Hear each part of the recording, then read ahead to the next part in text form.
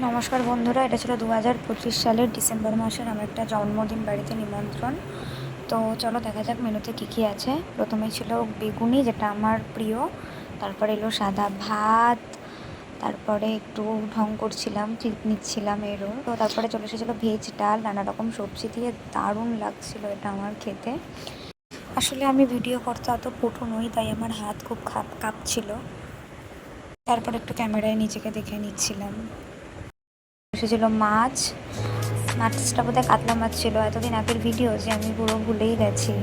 তারপরে এসেছিলো পোলাও।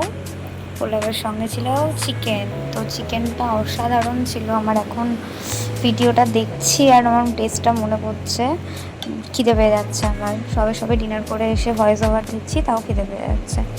তো যাই হোক, তারপরে আরও অনেক কিছু ছিল। চাটনি পাঁপড়, আমি চাটনি নেইনি, পাঁপড় নিয়েছিলাম। তারপরে ছিল চমচম, রসগোল্লা, আইসক্রিম। কিন্তু আমি শুধু চমচমটাই নিয়েছিলাম, কারণ আমার মিষ্টি, ওই খাওয়ার পরে মিষ্টি খেলে আমার এত গা গোলায় ভালো লাগে না। সেই জন্য এটুকুই। বাই।